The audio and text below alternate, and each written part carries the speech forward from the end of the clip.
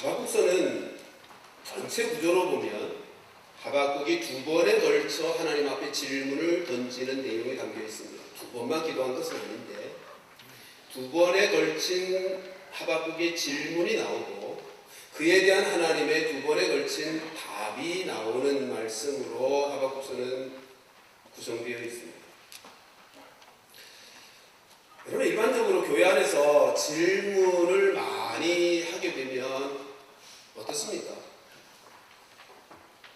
아마 별로 좋은 인상을 받지 못할 것입니다. 성경에 대해서 질문이 많거나 신앙생활에 의심하는 것 같은 질문을 자꾸 하면 교인들이 바라보는 눈초리가 별로 긍정적이지 않습니다. 심지어는 어떤 분은 질문을 교회 안에서 신앙생활을 자꾸 질문하면 의심하기가 들었다, 그런 얘기도 하기도 합니다. 예, 물론 신앙과 관련해서 의심을 위한 의심을 혹은 마음의 그 어떤 의도를 가지고 질문하는 그 질문은 그 배후에 진리로 다가가지 못하도록 막기 위한 사탄의 전략이 숨어 있을 수 있습니다. 그러나 일반적으로는 질문은 좋은 것입니다. 아니, 질문은 유익한 것이고 생산적인 것입니다. 어쩌면 성도된 우리들이 질문을 하지 않아서 진리로 더 가까이 다가가지 못하고 있는 것은 아닌가 생각해야 할 것입니다. 진리를 깨닫게 되는 과정에 있어서 그리고 진리에 더 가까이 다가가기 위해서 질문은 꼭 필요합니다. 그러니까 질문은 결코 부정적일 수 없고 부정적인 것일 수 없고 매우 생산적이고 유익한 것입니다. 우리가 자녀들을 이렇게 키울 때 보면 다 부모님들은 경험할 겁니다. 아이들이 성장 과정 속에 질문을 많이 해요. 질문을 통해서, 질문의 과정을 통해서 아이들이 성장하고 성숙해집니다. 이게 뭐예요? 요즘 지성이가 하루에 수십 번씩 하는 질문입니다. 이게 뭐야? 이게 뭐예요? 조금 더 크면 왜 그래요? 왜라는 질문. 여러분, 인생 살면서요, 아이들뿐만 아니라 어른들도 이 왜라는 질문을 많이 하는 것이 인생의 삶의 의미를 훨씬 풍성하게 하는 사람이 되는 것입니다. 질문이라고 하는 것은 성장을 가져오게 하는, 성숙을 이루게 하는 지름길이라고 또 말할 수 있을 것입니다. 여러분, 학교에서 공부 잘하는 아이들이 질문합니까? 공부 못하는 아이들이 질문합니까?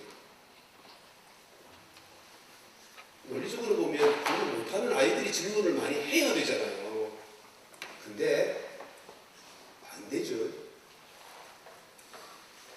여러분, 특공대라는 말을 들어보셨습니까? 제가 학교 다닐 때 선생님 한 분이 특공대라는 단어를 자주 썼습니다. 특별하게 공부도 못하면서 대가 머리만 큰 아이를 특공대. 그러면서 선생님 하신 말씀이 특공대는 말이 없다. 특공대는 질문이 없습니다. 가만히 앉아 있습니다. 이해한 건지 모르는 건지.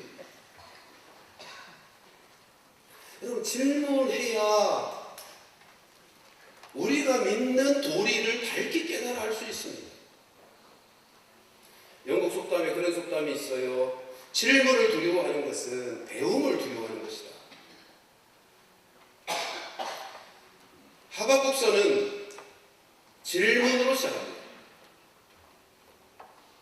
아까도 말씀드린 것처럼 두 차례의 질문이 하박국서에 기록이 되어 있는데 오늘 읽은 본문 속에는 그 첫 번째의 질문인데 두 가지 내용의 질문을 던지고 있는 것입니다.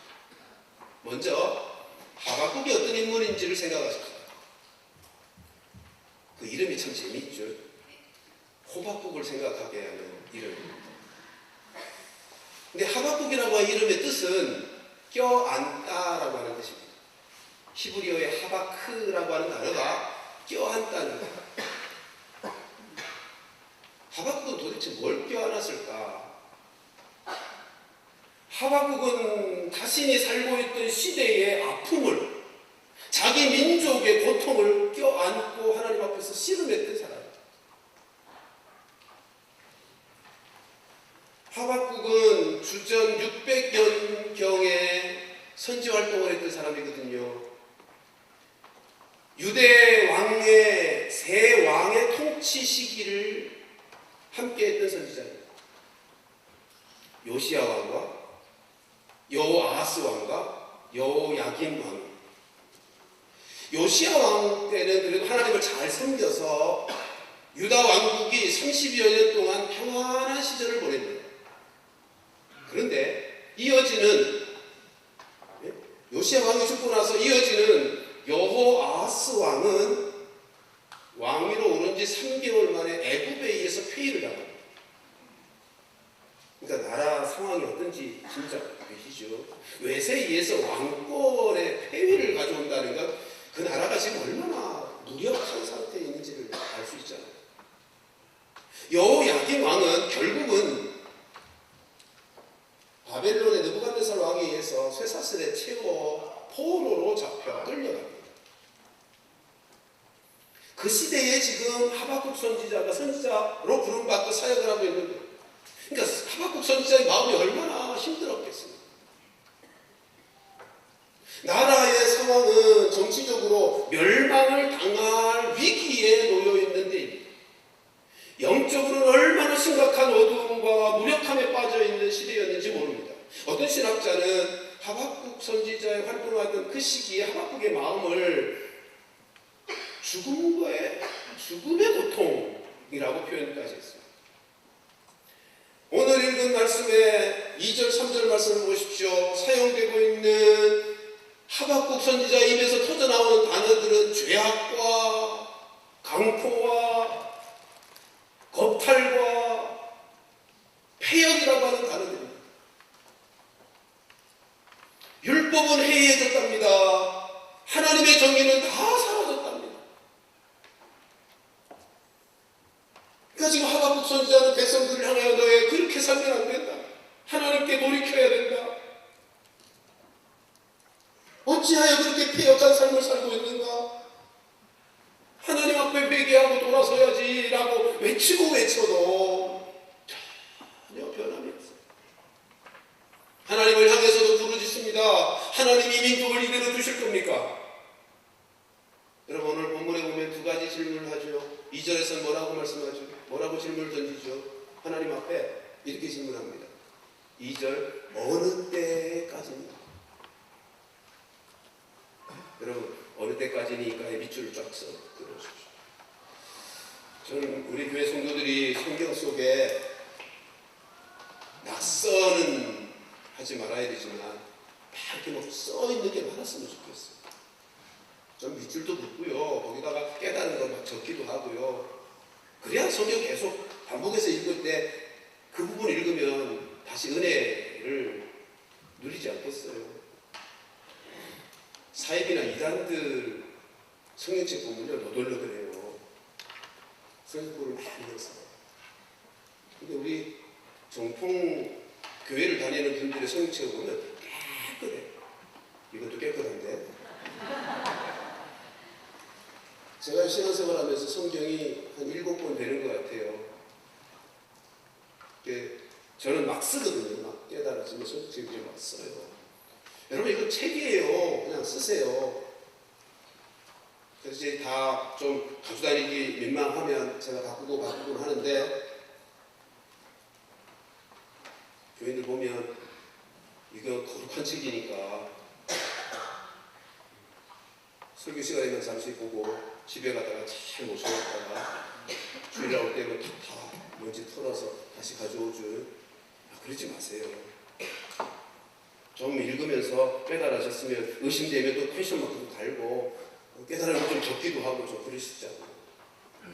자, 어느 때까지니까 밑줄 쫙. 3절에 질문 하나를 더 하죠. 어찌하여? 그게 질문. 그러니까 지금 하박국 선지자의 가슴이 어떠한지를 느낄 수 있잖아요. 하나님, 언제까지 이 민족이 이 영적인 어두움에 이 죄악의 상태에 그대로 버려두시겠습니까? 아무리 외치고 외쳐도 변하지 않는 거예요. 왜 이 민족이 이렇게 어찌하여 그렇게 지금 탄식하며 하나님 앞에 질문을 던지고 있는 거죠. 왕이 폐위당하고 왕이 쇠사슬에 끌려가는 시대이니 그 시대가 얼마나 암울하고 그 시대를 사는 유대민족 그 백성들의 삶이 얼마나 어려웠는지 짐작할 수 있잖아요.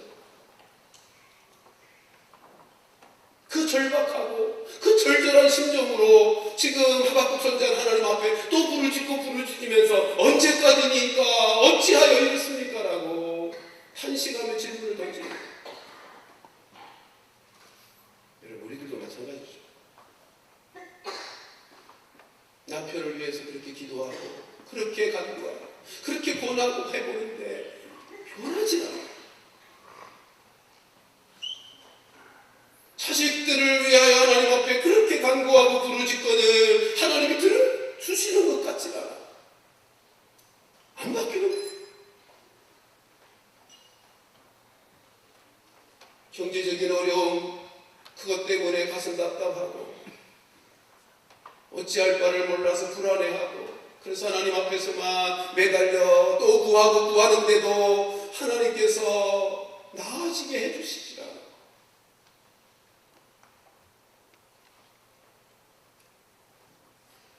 지금 호세아 하박국 선지자가 가지고 있는 답답함이 그것입니다. 답답해서 견딜 수 없는 거예요. 언제까지니까 어찌하여 라고 하나님 앞에 탄식의 질문을 던지고 있습니다. 하박국 선지자의 질문과 하나님의 대답에 대해서는 다음 주 이어서 같이 살필 것이고요. 오늘은 이 질문이 갖는 특별한 세 가지 성격을 함께 나누려고 합니다. 첫째는 보편성입니다. 어느 때까지니까 어찌하여 이렇습니까? 왜? 라고 하는 이 질문, 인생 속에서 견딜 수 없는 답답함 속에서 막다른 골목 속에 빠져서 외치듯 하나님 앞에 던지는 이 질문은 하박국만 던지는 질문이 아니라는 거죠. 하박국 시대에만 하나님 앞에 드려질 수 있었던 질문이 아니더라는 것입니다. 모든 시대, 모든 인생들 가운데 아니 우리에게서도 동일하게 하나님을 향하여 외치는 질문이더라는 것입니다. 시편을 보실까요? 시편 13편 1절 2절 말씀은 이렇게 기록되고 있습니다. 같이 읽습니다. 시작. 여호와여 어느 때까지니까 나를 영원히 잊으시나이까? 주의 얼굴을 나에게서 어느 때까지 숨기시겠나이까? 나의 영혼이 번민하고 종일토록 마음에 근심하기를 어느 때까지 하오며 내 원수가 나를 치며 자랑하기를 어느 때까지 하리까? 가슴에 원통함을 품고 하나님 어느 때까지입니까? 견딜 수 없는 가슴앓이를 하면서 하나님 어느 때까지냐고 지금 탄식하고 있습니다. 22장 시편 22편 1절 말씀을 같이 보실까요? 같이 읽습니다. 시작. 내 하나님이여 내 하나님이여 어찌 나를 버리셨나이까? 어찌 나를 멀리하여 돕지 아니하시오며 내 신음소리를 듣지 아니하시나이까? 여러분, 이 시인의 절절하고 절박한 심정에 탄식의 소리를 듣고 계십니다. 내 하나님이여 내 하나님이여 어찌하여 나를 버리셨습니까? 어찌하여 나를 도와주지 않습니까?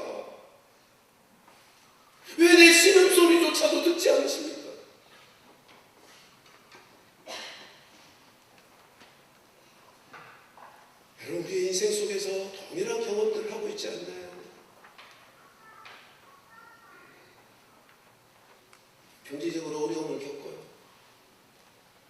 예? 사업이 부도지경에 빠졌어요. 이번 주가 될지 이번 달이 될지 하나님 앞에 나아가서 부르짖고 부르짖는데도 상황이 좋아질 기미가 보여요. 퇴직하고 나서 여전히 자식들은 학비를 주어야 하는데 앞길이 매우 막혀요. 하나님 어찌하면 좋습니까? 왜 이런 지경이 되는 것입니까? 언제까지 이 고통을 겪어야 합니까?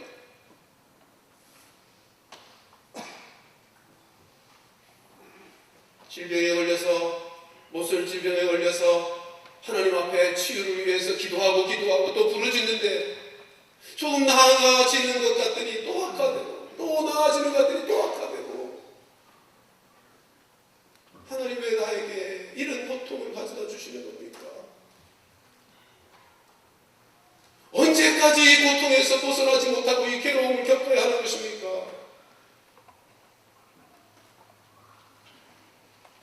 인간관계 때문에 가족들 간의 문제, 직장 동료들 간의 문제, 아니 심지어 교우들 간의 문제, 인간관계의 갈등 때문에 하나님 앞에 하나님 이거 해결해 주셔야 됩니다. 그런데도 여전히 고요만 가고 있는 삶의 나락에 빠져서 막다른 골목에 다다라서 하나님이 도와주셔야만 되는데 하나님은 침묵하시는 것만 같아서 하나님 어느 때까지니까 어찌하여 이렇습니까? 라고 하나님 앞에 탄식하게 되지 않습니까? 이런 고난은 늘 나만 겪는 것 같은데 많이들 하는 것입니다. 내 옆에 앉아있는 이 성도도 그 고난을 겪고 있더라는 것입니다. 여러분, 고난은 그리고 그 고난으로 말미암는 어찌하여 언제까지라고 하는 탄식의 기도는 보편적인 것입니다.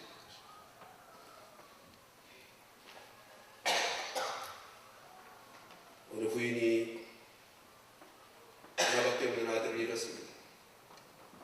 더 이상 살 용기가 나지 않고 힘을 잃어버렸습니다. 수도사를 찾아갔죠.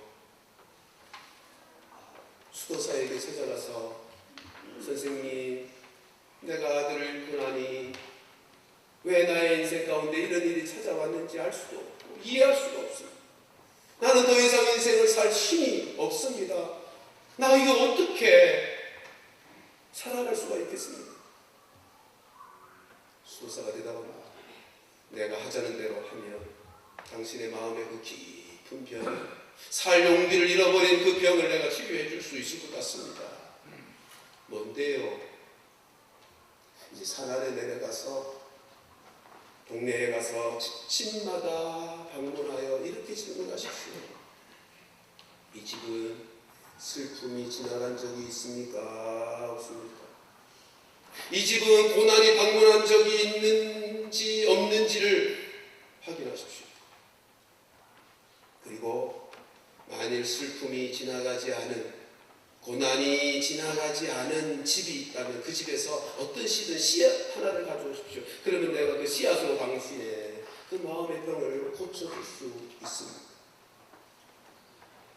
이 부인이 산 아래 동네로 내려가서 집마다 문을 두드려 줬습니다.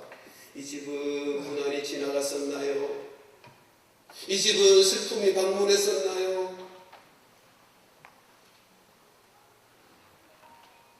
슬픔이 지나가지 않은 가정이 있었을까요? 없었을까요?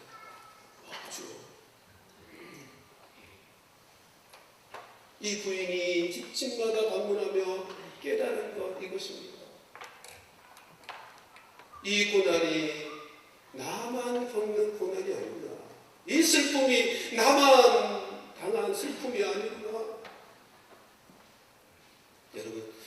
살면서 누구도 예외 없이 언제까지니까 어찌하여라고 하는 탄식의 질문을 던질 수밖에 없는 이 고난의 삶, 힘겨운 인생은 보편적인 것입니다.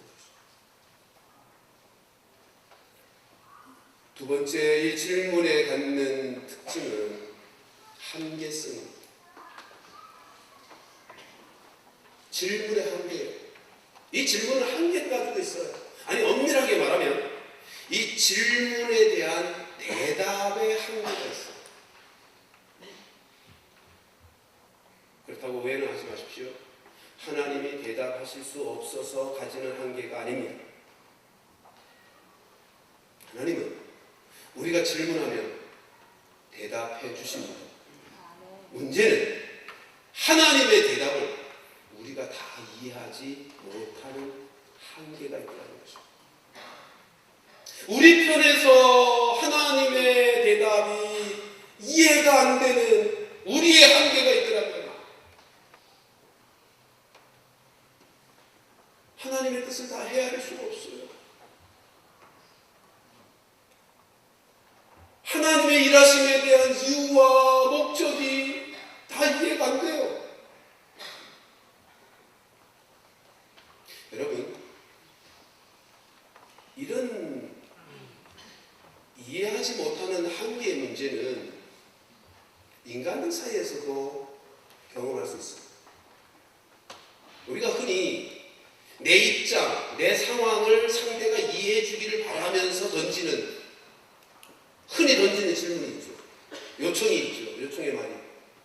야, 입장을 바꾸어 놓고 좀 생각해. 예, 입장을 바꾸어 놓고 생각하는 것은 인간관계에 있어서 매우 중요한 자세입니다. 그렇죠? 우리 모두가 인간관계 잘 하려면 그것이 부부관계이든 친구관계이든 사업을 하는 사람들과의 관계이든 서로서로의 입장을 바꾸어 놓고 상대의 입장에서 살피고 이해하는 습관은 매우 중요합니다. 그런데 그를 찌라고 여러분, 내가 경험하지 않은 것, 내가 경험하여 알지 못한 것은 상대방이 지금 겪고 있는 그 어려움의 문제에 대해서 내가 경험하지 않았다면 아무리 상대방 입장을 생각해도 다 이해하지 못합니다. 다 이해하지 못합니다. 그래서 오해가 생기고 갈등이 생기는 것 아닙니까? 하물며 하나님께서 하시는 일들에 대해서 우리 인생이 다 이해할 수 있겠어요?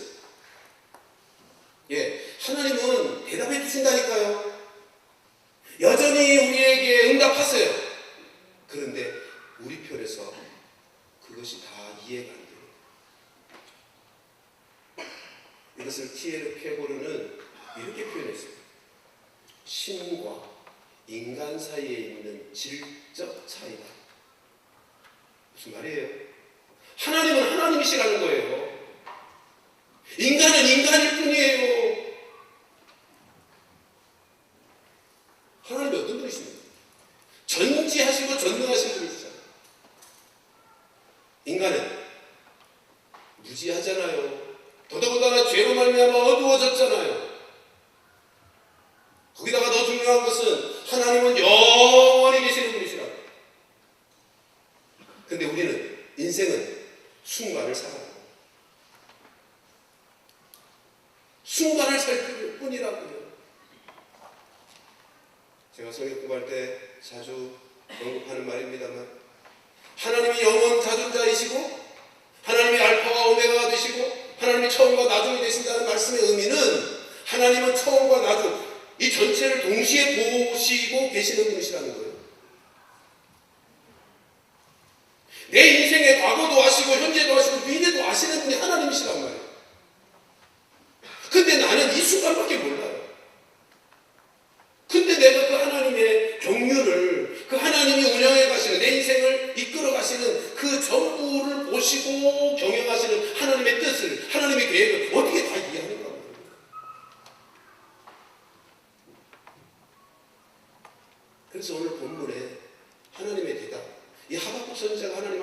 질문에 대한 하나님의 대답이 재밌습니다. 5절 보실까요? 5절 보면 이렇게 되어 있습니다. 여호와께서 이르시되 너희는 여러 나라를 보고 또 보고 놀라고 또 놀랄지어다. 하나님의 심판의 과정에 대해서 하시는 말씀인데 나중에 설명하고요.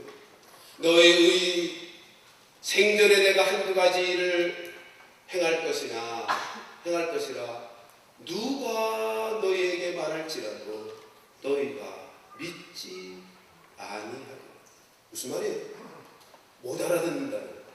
이해하지 못한다는 거예요.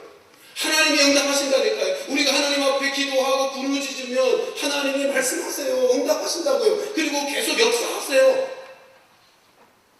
살아계신 그분께서 계속 역사하신다고요. 근데 우리가 이해를 못하는 거예요.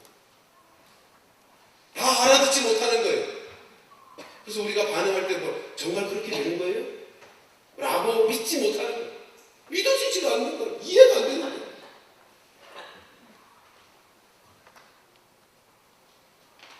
자, 그럼 어떻게 해야 돼요? 우리 안에 절박하고 절절한 심정으로 하나님 어느 때까지니까 어찌하여 이런 일이 내게 왜 이런 일이 벌어졌습니까? 라고 하나님 앞에 부르짖고 부르짖는데 하나님은 말씀하신대, 응답하신대. 근데 못 알아듣는데 그럼 어쩌란 말이에요? 그에 대한 대답이 하박국서의 요절이라고 말씀할 수 있는 하박국서 2장 4절 말씀입니다.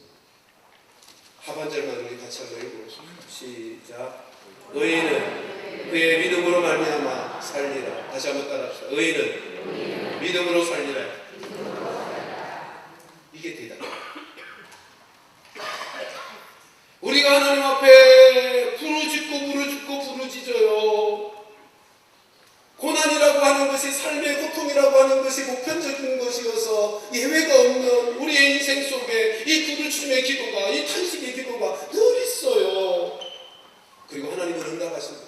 근데 못 알아듣는. 근데 하나님의 사람들은 믿음으로 말미암아 살아.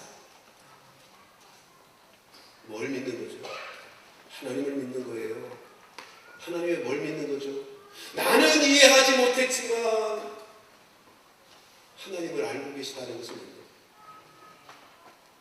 거예요. 나는 다 이해하지 못하고 불안하고 여전히 답답해서 언제까지니라고 탄식하며 하나님 앞에 질문을 던지고 있지만 하나님은 당신의 뜻하심이 있음을, 하나님의 선하신 계획이 있음을 믿는 거예요. 그렇다고 이 말이 그렇구나 그리고 기도를 중단한다는 말이 아니에요. 포기한다는 의미가 아니고 기도를 더 이상 안 해도 되는 거구나 라고 하는 의미도 아니에요.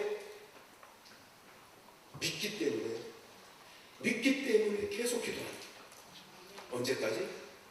아직은 내가 이해하지 못했지만 하나님의 뜻이 거기에 있는 줄 알고 처음과 나중을 다 보시면서 나의 과거와 현재와 미래를 다 내다보시면서 내 삶을 경영하시는 그분께서 이 고난과 관련해서 하나님의 선하신 뜻이 있고 내가 아직까지는 깨달아 알지 못했지만 하나님이 아시는 그 무엇이 있는 줄을 믿기 때문에 그래서 내가 이해할 때까지 기도하는 거예요. 깨달아질 때까지 기도하는 거예요.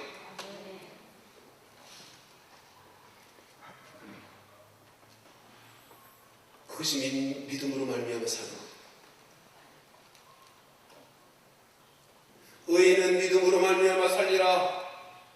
여러분 다시 말씀드립니다. 희정이 하나님을 어떻게 다 이해해요?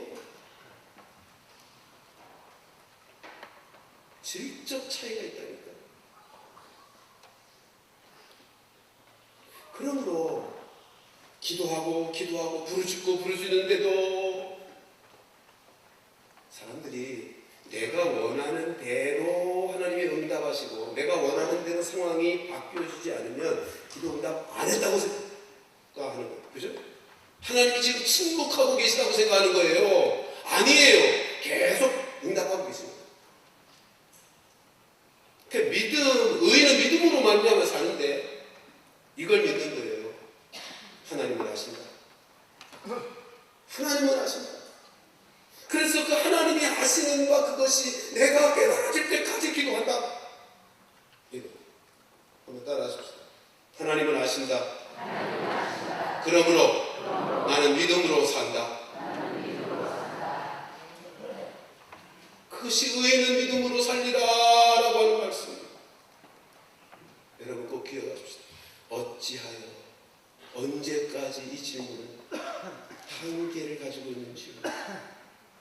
그러나 세 번째, 이 질문은 유익성이 있어요. 유익함이 있다고요. 지금 하박국 선지자가 이렇게까지 표현할 때는 얼마나 지난한 시간 동안 하나님 앞에 기도해 왔는지를 느낄 수 있지 않나요? 언제까지니까라고 외칠 때는 그동안 얼마나 긴 시간 동안 이 일을 위해서 기도해 왔겠어요. 근데 하박국 선지자가 기대했던 대로의 응답은 없는 거예요. 근데 무슨 유익이 있다는 거죠? 여러분, 내가 기도한 대로, 내가 원하는 대로 하나님이 응답하셨다면 그것도 귀한 응답이겠지만 하박국 선지자는 그런 명쾌하고 분명한 원하는 대로의 응답이 없었지만 그보다 더 큰 응답을 받습니다. 더 큰 유익을 얻어요. 그게 뭔지 아십니까? 하나님을 깊이 알게 되는 거죠.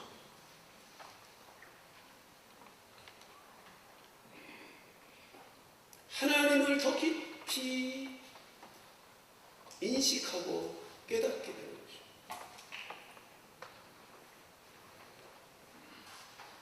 여러분, 인생에 있어서 최고의 복이 뭔지 아십니까? 하나님을 바로 아는 거죠. 인생에 있어서 최고의 복은 하나님을 바로 알고 깊이 알아서 하나님을 바로 섬기게 되는 것이 인생의 최고의 복이라고. 학생이 시험지를 받아들었을 때 정답을 쓰는 것이 실력이고 복인 것처럼 인생에 있어서 하나님이 누구신지를 바로 아는 것이 그 사람의 실력이고 그 인생의 축복이다. 왜요? 하나님이 우리 생명의 근원이시잖아요. 하나님이 내 삶의 생사화복을 주관하시는 분이시잖아요. 그분이 내 삶의 과거와 현재와 미래를 아시면서 내 삶을 운영하시는, 다스리시는, 아니 온 우주 만물을 주관하시며 역사를 다스리시는 하나님이시잖아요. 그 하나님을 바로 알고 그 하나님을 바로 섬기는 것이야말로 인생의 최고의 복 아니에요? 그것이 출력 아니에요?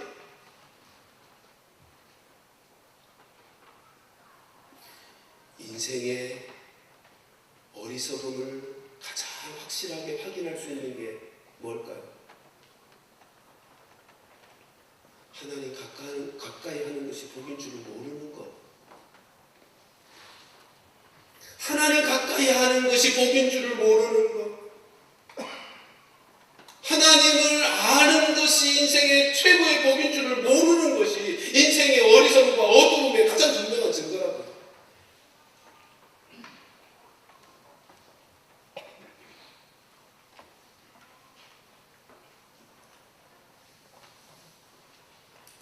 그러니까 이유가 어떻든 하나님께 더 가까이 갈 수 있게 한다면 그것은 그 인생에게 축복.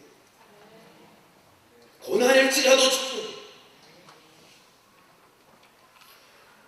여러분, 하박국 선지자가 하나님 앞에 그렇게 지난한 간절한 부르짖음의 기도를 들어오면서 언제까지니까 어찌하여라고 외치는 이 기도 하면서 그 긴 시간의 기도를 드리면서 하박국 선지자가 얻은 유익을 1장 12절에서 조금은 확인할 수 있어요. 1장 12절 보십시오. 같이 읽습니다. 시작. 선지자가 이르되 여호와 나의 하나님 나의 거룩한 하나님이 거룩한 분이신 것을 새삼스럽게 깨달은 거예요. 이 사이에 하나님이 나 죄는 그냥 못 보고 지나갈 거야. 내가 이 이스라엘을 심판할 거야. 그렇게 응답하시거든요. 하나님께 부르짖고 부르짖으면서 하나님께 가까이 가고 또 가까이 가서 언제까지니까 어찌하여를 외치면서 기도하다 보니 새삼스럽게 깨달은 게 있어. 그렇지, 하나님은 거룩하신 분이야. 이건 바뀔 수가 없어. 하나님은 거룩하신 분이야.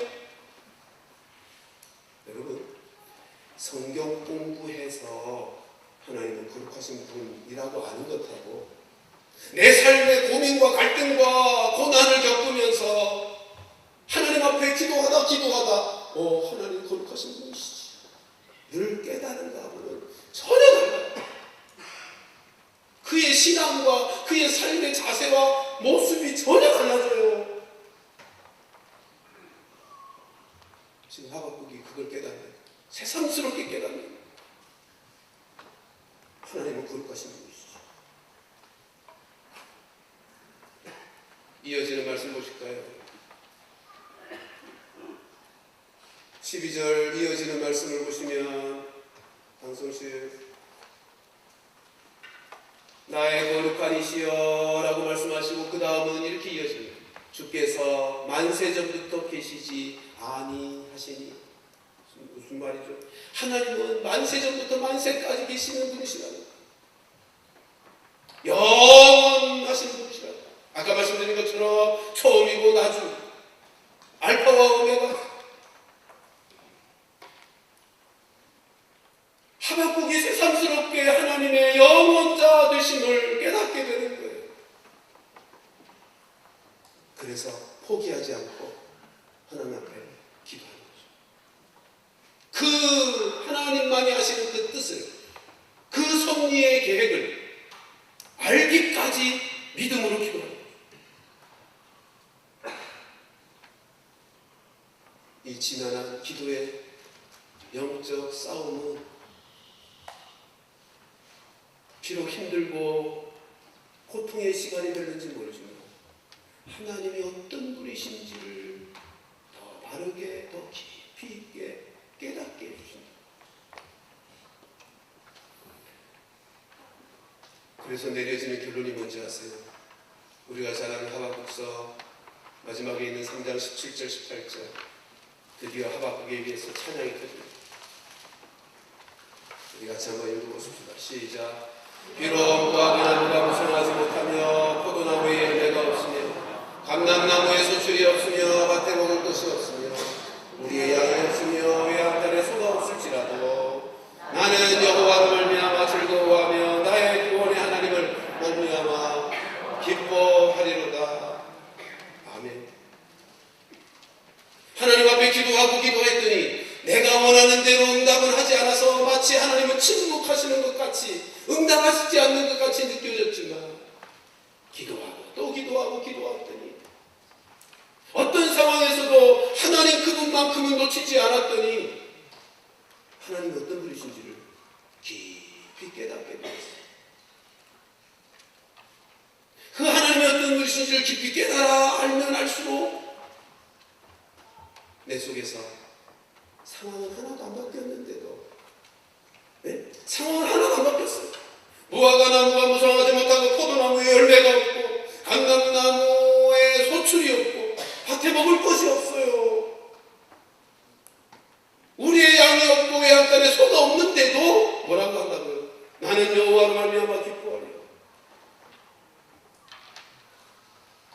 여러분, 이건 그 마음속에 하나님이 어떤 분이신지에 대한 놀라운 깨달음이 없이는 불가능한 찬양. 하나님 앞에 기도하면서 결국은 하나님의 마음에 물든 거예요. 그래서 그 하나님이 찬양이 돼요. 하나님만으로 나는 기뻐합니다. 그 하나님이 이루실 구원의 역사로 즐거워합니다.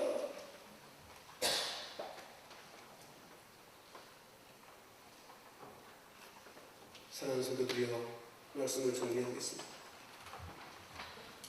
우리 인생 살면서 겪게 되는 고난과 어려움들은 나만이 아닙니다. 내 모든 성도들, 모든 인생들이 다 겪는 보편적인 것입니다. 그래서 우리가 하나님 앞에 탄식하며 기도하고 부르짖는 어찌하여 그리고 언제까지라고 하는 이 기도는, 이 탄식의 질문은 한계를 가지고 있습니다. 우리가 다 하나님의 인도하시는 경륜을 이해할 수가 없습니다.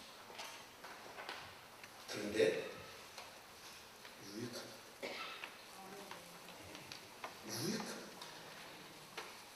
포기하지 마십시오.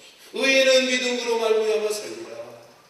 하나님을 믿는 것은, 나는 모르지만 하나님은 아시고 계시고 하나님의 기쁘신 경륜 안에 선한 뜻을 가지고 지금 내 삶 속에서 여전히 역사하고 계시다는 것을 믿는 것입니다. 그래서 그것이 무엇인지를 알기까지 또 나아가고 또 나아가다 보면 하나님을 바로 알고 더 깊이 새삼스럽게 깨닫게 되고, 그 지식이, 그 경험으로 말미암은 하나님 지식이 나로 찬양할 수 있게 됩니다. 우리 성도들의 인생의 여정 속에 이와 같은 하박국의 찬양이 함께 터져나오는 은혜가 있게 되기를 주님의 이름으로 축원합니다. 기도하십시오.